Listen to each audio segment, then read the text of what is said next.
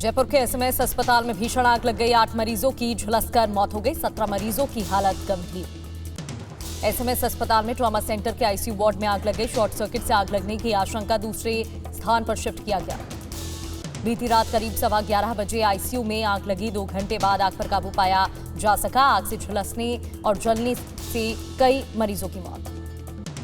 रात करीब 2:30 बजे सीएम भजनलाल शर्मा पहुंचे एसएमएस अस्पताल। हालातों का जायजा लिया, घायलों से मुलाकात की। एसएमएस अस्पताल में लगी आग के लिए जांच के लिए हाई लेवल कमेटी का गठन। चिकित्सा विभाग के आयुक्त इकबाल खान बनाए गए कमेटी के अध्यक्ष। एसएमएस अस्पताल के ट्रॉमा सेंटर के प्रभारी डॉक्टर अनुराग ने कहा, आईसीयू और सेमी आईसीयू में 24 मरीज थे। नर्सिंग स्टाफ और वार्ड बॉय ने ट्रॉलियों पर लाद कर मरीजों को बचाया। मृतकों के परिजनों का एसएमएस अस्पताल पर बड़ा आरोप। कहा, आग बुझाने के लिए नहीं था कोई उपकरण। ओडिशा के कटक में हिंसक झड़प के बाद हिंदू संगठन का आज बंद। जुलूस रोकने पर पत्थरबाजी, पुलिस ने लाठीचार्ज किया। कटक के 13 थाना क्षेत्र में कल सुबह 10 बजे तक कर्फ्यू। पुलिस ने शहर के संवेदनशील इलाकों में पुलिस का फ्लैग मार्च।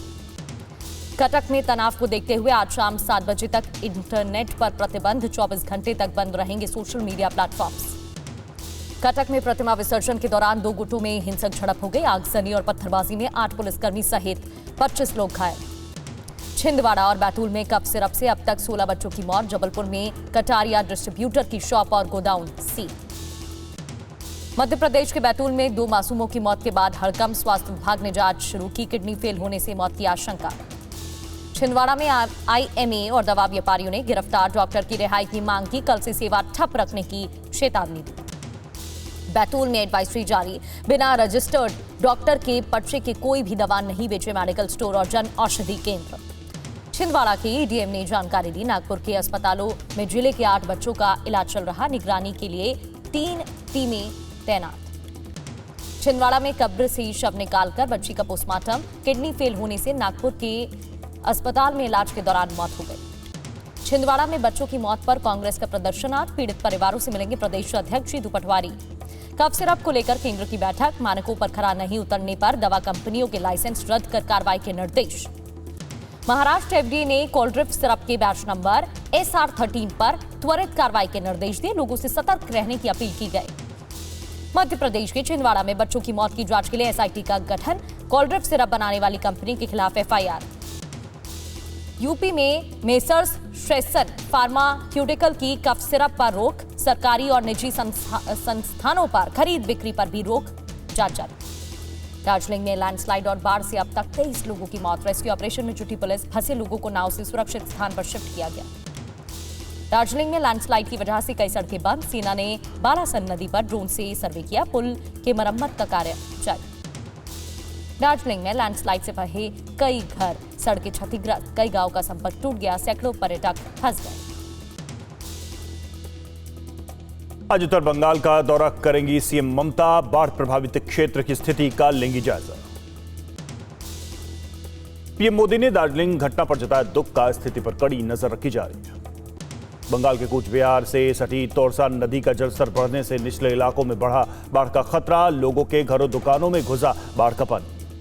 कूच बिहार में बाढ़ की स्थिति पर प्रशासन ने की इमरजेंसी बैठक। नदी के किनारे रहने वाले लोगों को जारी किया अलर्ट। बंगाल के जलपाईगुड़ी में कालीखोला पुल पर पड़ा धंसाव। साइड से लगी मिट्टी बही। सुरक्षा कारणों के चलते वाहनों की आवाजाही रोकी गई। पश्चिम बंगाल के आदिलपुरद्वार में तेज बारिश से जल्दापारा पर बना लकड़ी का पुल ढह गया। फंसे यात्रियों का हाथी के जरिए कराया गया रेस्क्यू।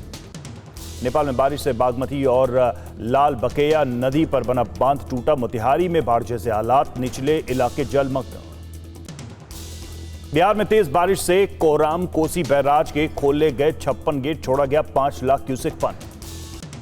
बिहार के सहरसा में कुदरत का कहर। आंधी तूफान और बारिश से उजड़े कई लोगों के घर। चादर गिरने से 58 साल के व्यक्ति की मौत। बिहार के सहरसा में तेज बारिश ने खोली प्रशासन की पोल। थोड़ी सी बारिश में पूरा शहर जलमग्न। सड़कें पानी से लबालब। बिहार के सारण में मूसलाधार बारिश ने मचाई तबाही। पुलिस लाइन, घरों समेत सड़कों पर भरा पानी। आवाजाही प्रभावित। बिहार के रक्सौल में बाढ़ के बीच गर्भवती महिला का रेस्क्यू। पुलिस ने जान जोखिम में डालकर महिला को पहुंचा अस्पताल। जम्मू कश्मीर के डोडा में बारिश और बर्फबारी को लेकर अलर्ट। प्रशासन ने लोगों को दी गैर जरूरी यात्रा से बचने की सलाह। तमिलनाडु के थूथुकुड़ी में बिजली गिरने से 4 लोग घायल, सभी को अस्पताल में कराया गया भर्ती, इलाज जारी। नेपाल में बारिश से जनहानि पर पीएम मोदी ने जताया दुख, कहा कठिन समय में नेपाल सरकार और जनता के साथ।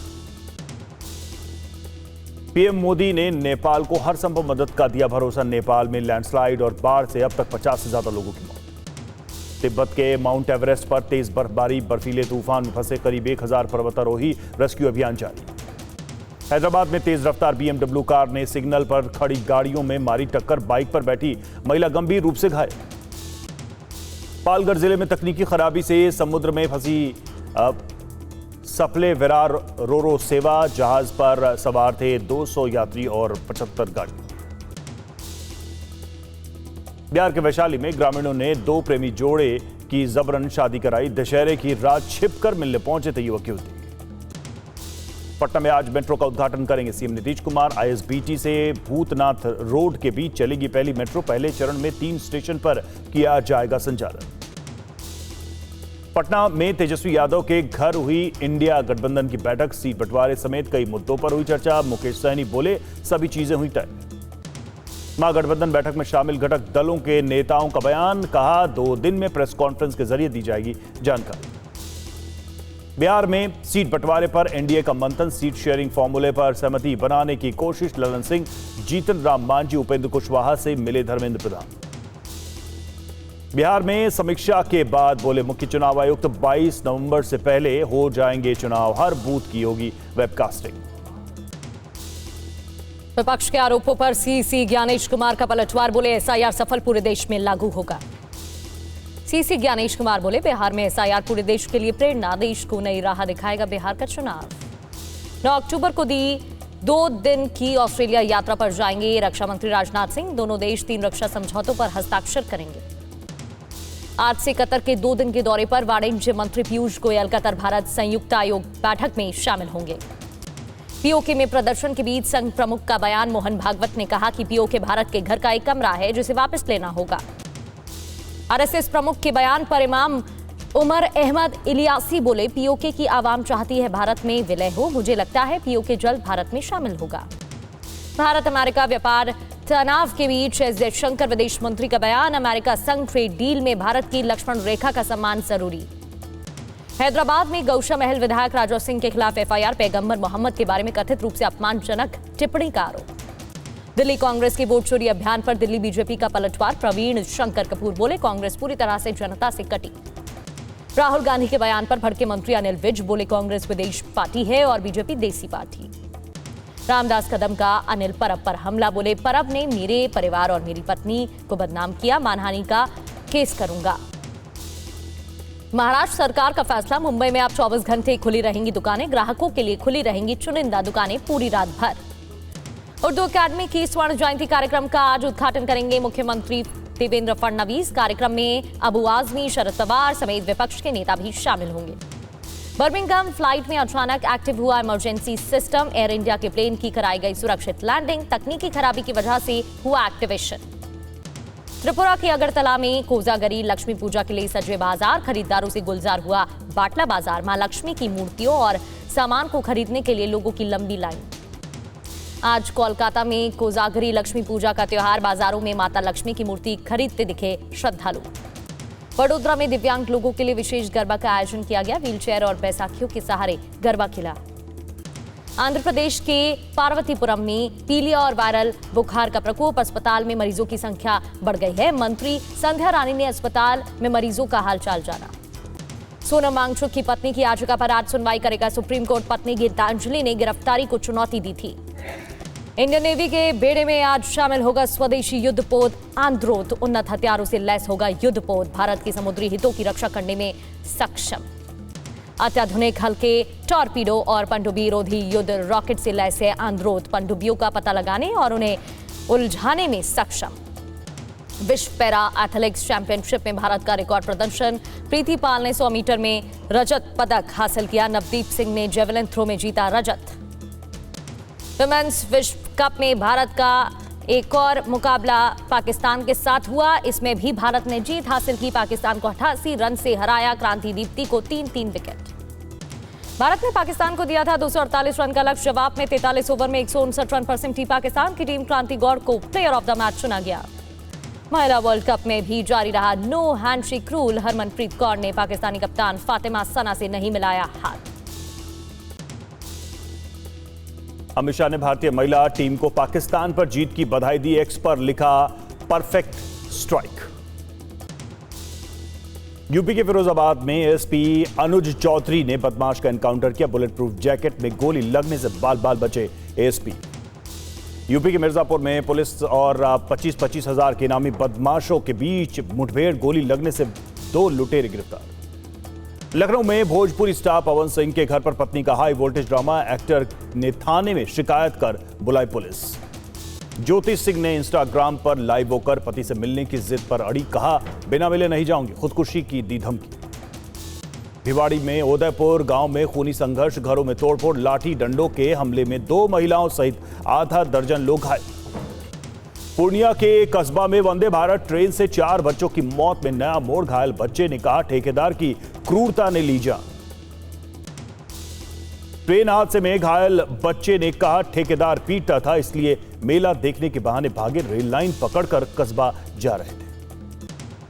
पूर्णिया के सांसद पप्पू यादव ने ट्रेन हादसे के पीछे बड़ी साजिश की आशंका जताई। आईजी को फोन कर मामले की जांच की मांग की। ग्वालियर में कार से बाइक सवार के टकराने पर फूटा गुस्सा। 2 बाइक सवार पर होकर घर पहुंचे बदमाश। अंधाधुंध फायरिंग की।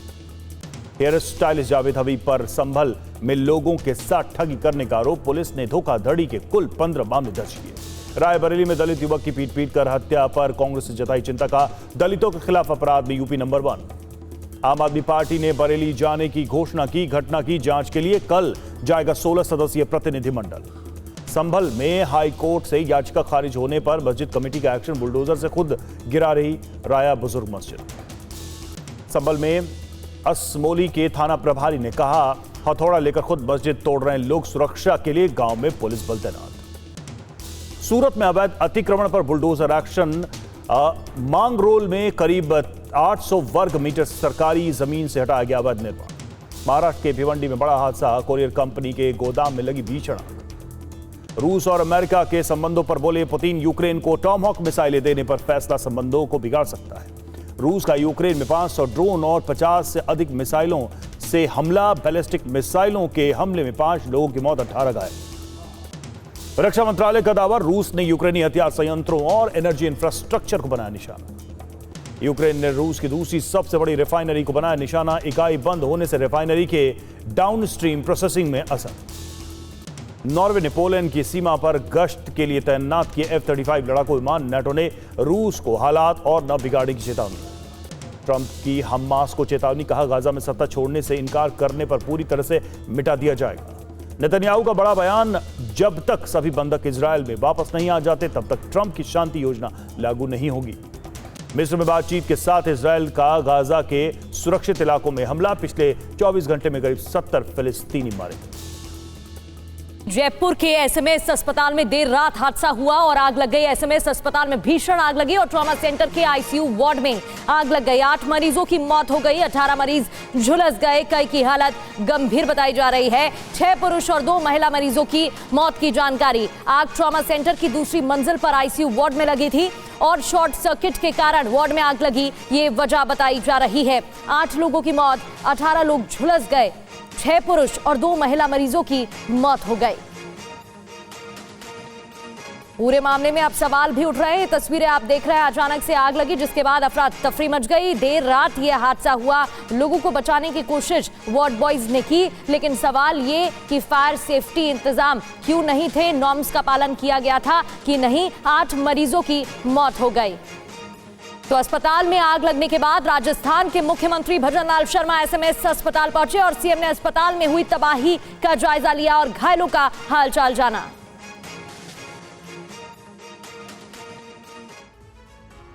और जयपुर के एसएमएस अस्पताल की तस्वीरें आपको दिखा रहे हैं, जहां कल रात करीब 11:15 बजे भीषण आग लग गई। आग ट्रॉमा सेंटर के आईसीयू वार्ड में लगी। आग लगने से अस्पताल में भगदड़ मच गई। आग से अस्पताल में धुआं भरने लगा और इस बीच आईसीयू में भर्ती मरीजों का दम घुटने लगा। कुछ मरीजों की दम घुटने से जान चली गई तो कुछ कि आग में झुलसने की वजह से फायर ब्रिगेड की कई गाड़ियों ने करीब 2 घंटे की मशक्कत के बाद आग पर नियंत्रण पाया। आग से आईसीयू में रखी मशीनें जलकर खाक हो गई। शुरुआती जानकारी में शॉर्ट सर्किट से भीषण आग लगने की आशंका बताई जा रही है। फिलहाल ये तस्वीरें आप देखिए इस दुर्घटना की, और फिलहाल जो अभी तक जो आशंका है कि शॉर्ट सर्किट की वजह से यह भयानक आग लगी।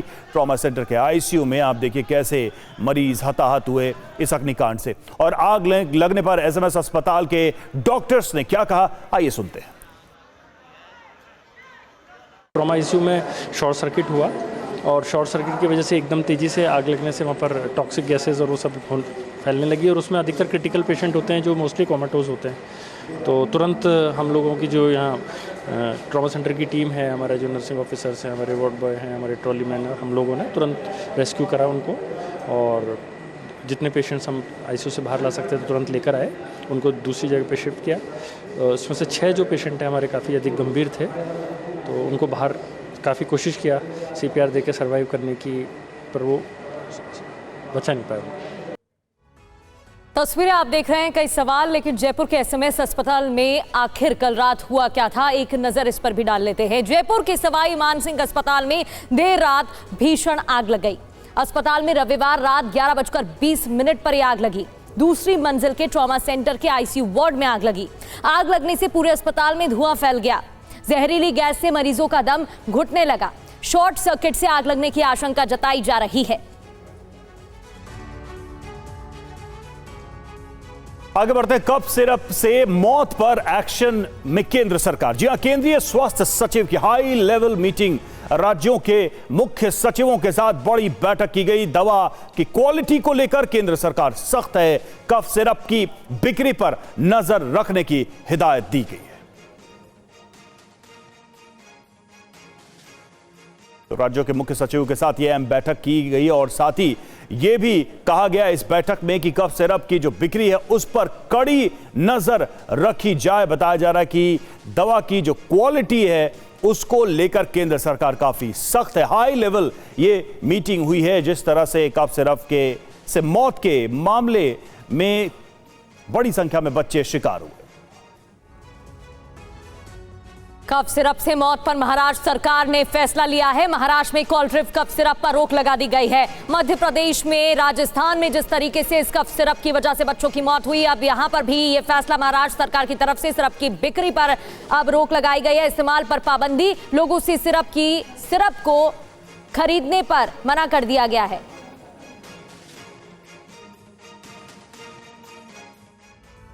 वहीं कफ सिरप को लेकर अभी तक मध्य प्रदेश में 14 बच्चों की मौत हो चुकी है। हालांकि अब इस मामले में मध्य प्रदेश समेत कई राज्यों में एक्शन लिया जा रहा है। तो लगातार इस मामले में कार्रवाई भी की जा रही है। बैठकों का दौर चल रहा है। मध्य प्रदेश में तो मामला सामने आया है जिसमें 14 बच्चों की मौत हो गई, लेकिन राजस्थान समेत कई राज्यों में अब इस मामले में नजर रखी जा रही है और कई तरह के निर्देश सरकार की तरफ से आए हैं। और कफ सिरप से मौत के बाद एमपी सरकार अलर्ट पर है। एमपी ड्रग्स विभाग ने शुरू किया जांच अभियान। भोपाल समेत कई जिलों में छापेमारी की गई है। शुभम गुप्ता हमारे साथ, हमारे संवाददाता इस वक्त जुड़ चुके हैं। सीधे चलते हैं उनके बाद। शुभम, सबसे पहले तो हम ये जानना चाहेंगे, हाई लेवल मीटिंग हुई राज्य के सचिवों के साथ, उसमें क्या उसको लेकर कोई जानकारी सामने आ रही है? क्या क्या निर्देश आए हैं? और मध्य प्रदेश के अंदर अभी तक सरकार की तरफ से इस पूरे मामले में क्या कार्रवाई की गई है? बताया जा रहा है कि बिक्री पर नजर रखी जा रही है, क्वालिटी को लेकर सरकार की तरफ से इंस्ट्रक्शंस हैं। इसके बावजूद भी क्या इस तरह के कफ सिरप की बिक्री मध्य प्रदेश के अंदर पहले जैसी ही हो रही है, या फिर उसमें कोई मेजर चेंज आप देख रहे हैं? देखिए रवि, इसमें कहीं ना कहीं अगर आप कहें तो काफ़ी देरी हुई है सरकार को कार्रवाई करने में। काफ़ी ढीला रवैया इस पूरे मामले को लेकर रहा है, क्योंकि हमने सबसे पहले जो 6 मौतें हुई थी उसको लेकर रिपोर्ट दिखाई। उसके बाद सरकार से पूछा कि जब तक जांच रिपोर्ट नहीं आ जाती कम से कम तब तक आप इन दवाओं को, इन सिरप को बैन कर सकते हैं। उसके बाद जो स्वास्थ्य मंत्री है राजेंद्र शुक्ला, उन्होंने कहा कि कप सिरप से ये बात तो तय है कि कप सिरप से किसी की मौत नहीं हुई है। तो एक मंत्री का क्लीन चिट देना, और इसमें कांग्रेस और बीजेपी दोनों को ही अगर आप देखें तो कमलनाथ और नकुलनाथ जो कि कांग्रेस से ही छिंदवाड़ा से आते हैं, 40 साल से वहाँ की जनता ने उन्हें जिताया है, मगर आज तक वो परिवारों से मिलने नहीं पहुँचे हैं। मुख्यमंत्री आज पहुँच रहे हैं, जीतू पटवारी आज जा रहे हैं, नेता प्रतिपक्ष आज प्रेस कॉन्फ्रेंस कर रहे हैं, राज्य मंत्री जो शिवाजी पटेल है वो फ़ोन नहीं उठा रहे थे, जो ड्रग एक तरह से उसके अधिकारी हैं उन्होंने अभी तक कोई कार्रवाई नहीं की, वो तो छिंदवाड़ा तक नहीं पहुंचे। तो इसमें अधिकारियों का, शासन का बहुत ही ढीला रवैया रहा, सिर्फ छिंदवाड़ा तक इसको सीमित कर दिया गया। अब जाकर सरकार अभियान चला रही है कि हम हर मेडिकल स्टोर पर ड्रग्स डिपार्टमेंट की टीम जाएगी, वहाँ पर जांच पड़ताल करेगी कि आपके पास ये ड्रग्स है या नहीं है, ये सिरप तो नहीं है, इसे नहीं बेचना है। तो बिल्कुल बिल्कुल, जैसा कि आप बता रहे हैं कि इस मामले में काफी सुस्त कार्रवाई हुई है, और अब जो सक्रियता दिखाई जा रही है उसमें इतना तो तय है कि जिन बच्चों की जान गई है उसका अब कुछ किया नहीं जा सकता। शुक्रिया शुभम आपका।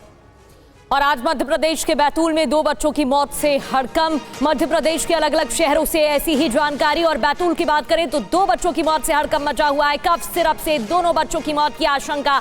डॉक्टर प्रवीण सोनी ने बच्चों का इलाज किया था। डॉक्टर प्रवीण सोनी पर यह दवा लिखने का आरोप है, वही डॉक्टर जिस पर इस दवा को सबसे ज्यादा लिखने का आरोप लगाया गया है।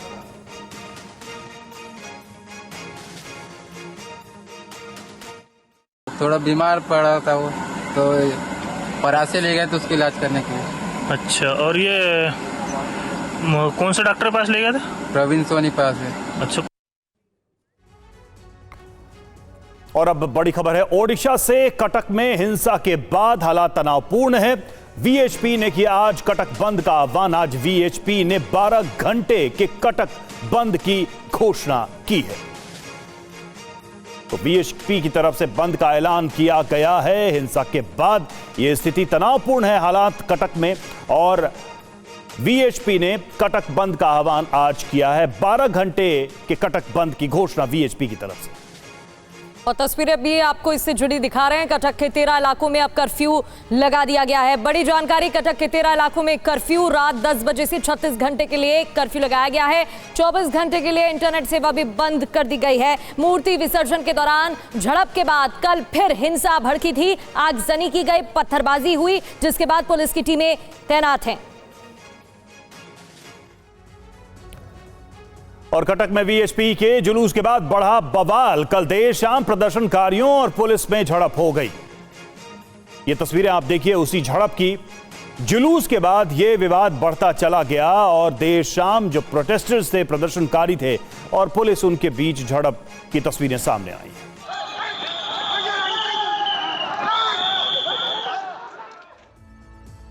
और चलिए अब आपको बताते हैं कि कटक में हिंसा कैसे भड़की। तो विसर्जन के दौरान 2 समुदायों में झड़प हो गई, और वीएचपी की ओर से बाइक रैली निकाली गई। पुलिस ने बाइक रैली को रोकने की कोशिश की, और पुलिस प्रदर्शनकारियों के बीच हिंसक झड़प हो गई। उग्र भीड़ को काबू करने के लिए लाठी चार्ज करना पड़ा पुलिस को, और प्रदर्शनकारियों पर आंसू गैस के गोले छोड़ने पड़े, और इसी वजह से यह विवाद और बढ़ता चला गया।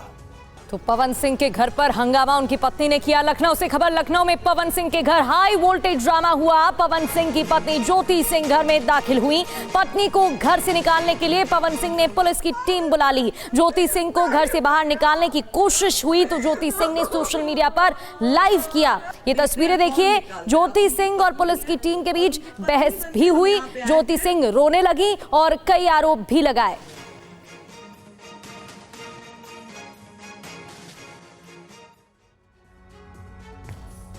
और अब आपको तस्वीरें दिखाते हैं पवन सिंह की पत्नी ज्योति जब लखनऊ के उनके घर पहुंची, तब असल में हुआ क्या।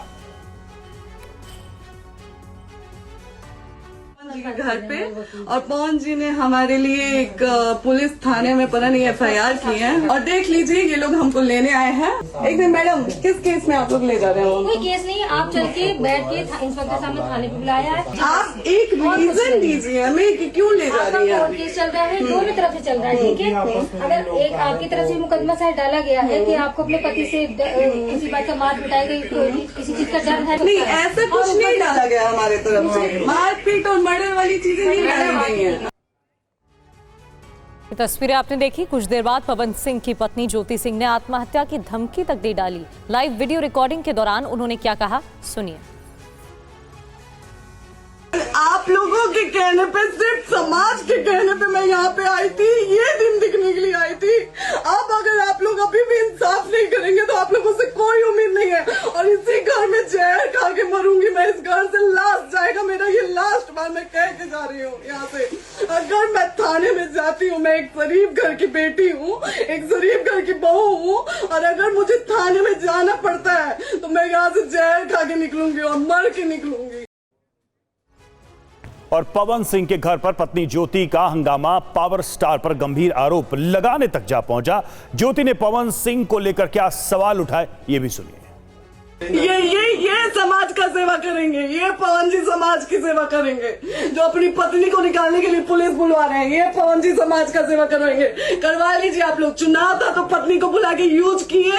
आप लोगों की भी बहन बेटी के साथ जब ये सब होगा ना, तब पता चलेगा आप लोगों को। ऐसे लोगों को समाज में सेवा करने का आप लोग मौका देते हैं तो ना आपकी बेटी सुरक्षित रहेगी और ना ही आपकी बहन सुरक्षित रहेगी। एक दिन भुगतना पड़ेगा आप लोगों को।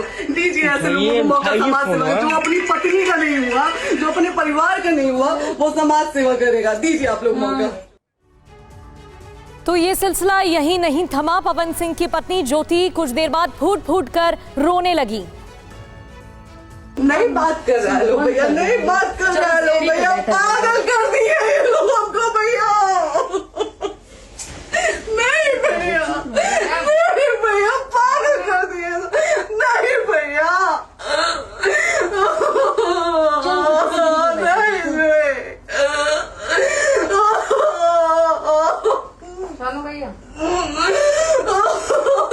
भैया बर्बाद कर दिया ये आदमी, हमको बर्बाद कर दिया भैया। बाप रे बाप। तो हंगामे की तस्वीरें आपने देखी और अब सभी तस्वीरें हम आपको एक साथ दिखाते हैं। पवन सिंह के घर पर पत्नी ने हंगामा किया। ज्योति सिंह पवन सिंह से मिलने पहुंची। इस दौरान पुलिस ने उन्हें रोका, साथ चलने को कहा। उन्होंने ऐसा करने से इनकार कर दिया और लाइव वीडियो बनाना शुरू कर दिया। और ये सारी तस्वीरें अब पब्लिक डोमेन में भी हैं कि कैसे पवन सिंह की पत्नी जब वहां पहुंची तो हालात बिगड़ते चले गए। तो लखनऊ में पवन सिंह के जिस घर पर पत्नी ज्योति सिंह ने हंगामा खड़ा किया, वहां से आपको TV9 संवाददाता अभिजीत ठाकुर की एक रिपोर्ट दिखाते हैं। लखनऊ के सुशांत गोल्फ सिटी में इस वक्त हम मौजूद हैं, जहां पवन सिंह इसी अपार्टमेंट के भीतर रहते हैं और वहां पर पहुंच चुकी हैं उनकी पत्नी ज्योति सिंह। इसके 6ठे फ्लोर पर पवन सिंह रहती हैं, जैसे कि जानकारी सामने आ रही है, और उसके बाद से वो वहीं पर हैं। उनकी मांग है कि उनकी पवन सिंह से मुलाकात कराई जाए, बातचीत कराई जाए और दोनों के बीच में जो भी मसले हैं उसका समाधान किया जाए। लेकिन उसके साथ साथ ही वो पवन सिंह के ऊपर कई सवाल भी खड़े कर रही हैं, यानी कि पूरी तरीके से आक्रामक मोड पर दिखाई दे रही हैं। और चलिए अब आपको पूरी जानकारी देते हैं पावर स्टार के घर पर पत्नी ज्योति ने कैसे और क्यों हंगामा किया। देखिए, लखनऊ में पवन सिंह के घर उनकी पत्नी ज्योति पहुंचती हैं और पत्नी ज्योति ने पवन सिंह से मिलने की मांग की। ज्योति के पहुंचते ही पुलिस भी मौके पर पहुंची। पुलिस ने ज्योति को साथ चलने के लिए कहा। ज्योति ने लाइव वीडियो बनाना शुरू कर दिया। लाइव वीडियो में पवन सिंह पर कई आरोप लगाए। वीडियो रिकॉर्डिंग में फूट फूट कर भी ज्योति रोती नजर आई। और आज सील हो सकता है लखनऊ का सहारा शहर। आगे बढ़ते हुए अब बात करेंगे कार्रवाई की। आज सील हो सकता है लखनऊ का सहारा शहर। लखनऊ नगर निगम सीलिंग की कार्रवाई करेगा। नगर निगम की 3 दिन की मोहलत खत्म हुई है। बकाया वेतन को लेकर 3 दिन से धरना जारी। तो लखनऊ नगर निगम सीलिंग की कार्रवाई करेगा। नगर निगम की 3 दिन की मोहलत आज खत्म हो गई। 3 दिन से विरोध किया जा रहा था।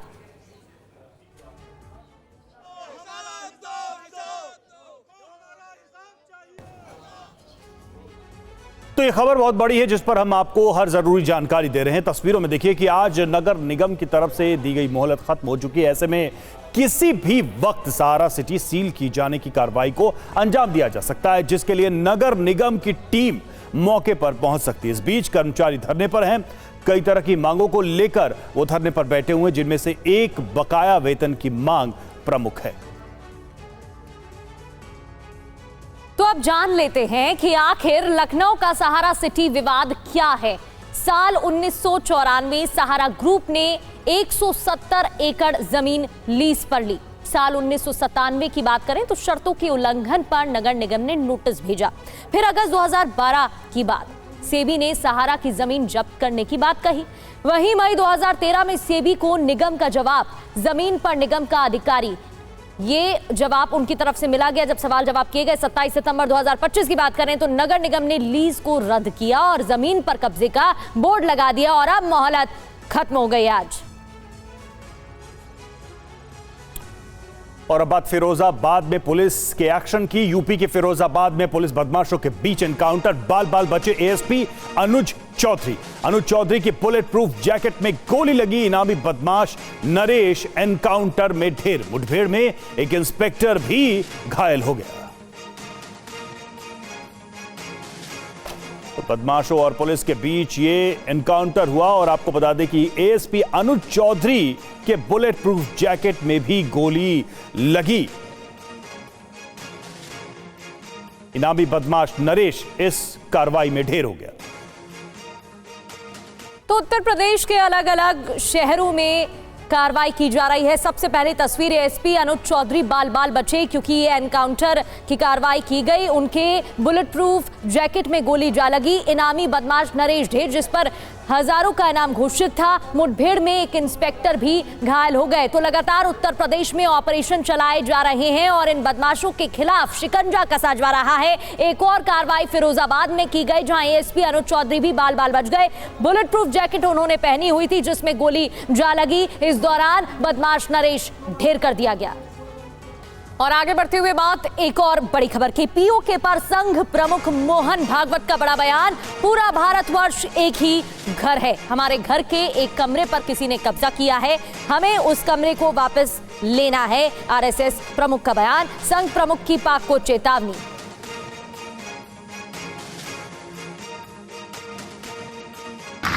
बहुत सारे सिंधी भाई यहाँ बैठे हैं, मुझे बड़ा आनंद है। वो पाकिस्तान नहीं कहते, वो अविभाजित भारत कहते। हमारा एक घर है, परिस्थिति ने हमको उस घर से यहाँ भेजा है, क्योंकि वो घर और ये घर अलग नहीं है, पूरा भारतवर्ष एक घर है।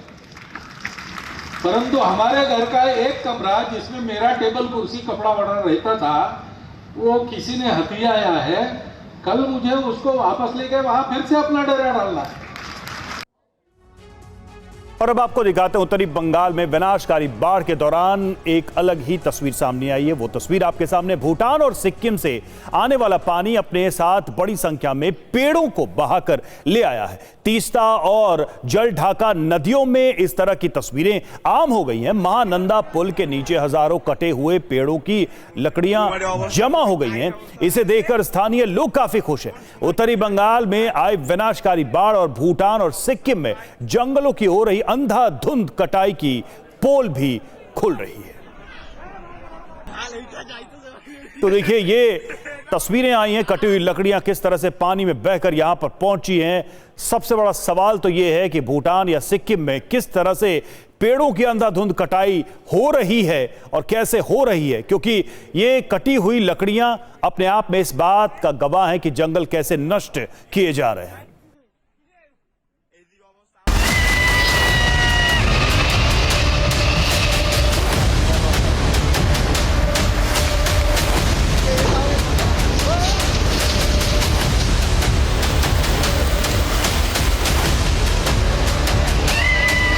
उत्तर से लेकर दक्षिण तक बारिश का कहर है। दार्जिलिंग से लेकर वैष्णो देवी तक तबाही का तांडव है। नेपाल के काठमांडू से लेकर भारत के जम्मू कश्मीर, पश्चिम बंगाल, बिहार, जगह जगह आया है हाहाकार लाने वाला सैलाब। उत्तर से दक्षिण तक आसमान से बरसी आफत ने नेपाल और भारत को झकझोर दिया है। नेपाल में भूस्खलन और बाढ़ का ऐसा कहर हुआ है कि बीते 36 घंटों में 50 से ज्यादा लोगों की मौत हो चुकी है। पश्चिम बंगाल के दार्जिलिंग में बेहिसाब बारिश और भूस्खलन ने कई लोगों की जान ले ली है। सिर्फ पहाड़ ही नहीं दरके, जल की शक्ति के सामने लोहे का बना पुल भी ढह गया। बिहार में कोसी कहर ढा रही है। तराई के इलाके डूब गए हैं। जम्मू में भी भारी बारिश का कोहराम जारी है। माता वैष्णो देवी यात्रा एक बार फिर रुक गई है। दक्षिण भारत में भी जगह जगह तेज बारिश से सैलाब आ गया है। भारत के 8 राज्यों में बाढ़, बारिश और भूस्खलन से तबाही का दौर जारी है, लेकिन सबसे दर्दनाक हादसा हुआ है पश्चिम बंगाल के दार्जिलिंग में, जहां भारी बारिश की वजह से लोहे का दूधिया पुल ढह गया। लोहे का मजबूत पुल और उसके मजबूत पिलर सबकी आंखों के सामने बह गए। कई गाड़ियां पानी में बह गईं। यहां रेस्क्यू टीमें लगातार ऑपरेशन में जुटी हैं। जो पुल ढहा है वो दार्जिलिंग के मिरिक और सिलीगुड़ी के कस्बों और पर्यटक स्थलों को आपस में जोड़ता था। यहां से बहने वाली बालासन नदी का पानी अचानक इतना बढ़ा कि सड़कों, पुलों और जिंदगियों को एक साथ बहा ले गया। नदी के किनारे बने कई घर ताश के पत्तों की तरह पानी में समा गए। राष्ट्रीय राजमार्ग ढह गया है। सड़कें जगह जगह से टूट गई हैं। दार्जिलिंग और सिक्किम के बीच संपर्क लगभग टूट गया है। NH 717E जो सिलीगुड़ी और सिक्किम को जोड़ता है, वहां भी ट्रैफिक पूरी तरह ठप है। NH 110 और NH 10 दोनों ही बंद हैं। जहां कभी सड़क दिखती थी, वहां अब नदी बह रही है। सैकड़ों पर्यटक अब सिलीगुड़ी वापस जाने के लिए दार्जिलिंग सुखिया के रास्ते लौट रहे हैं। नदी अब भी उफान पर है। घर बह गए हैं, दुकानें डूब गई हैं।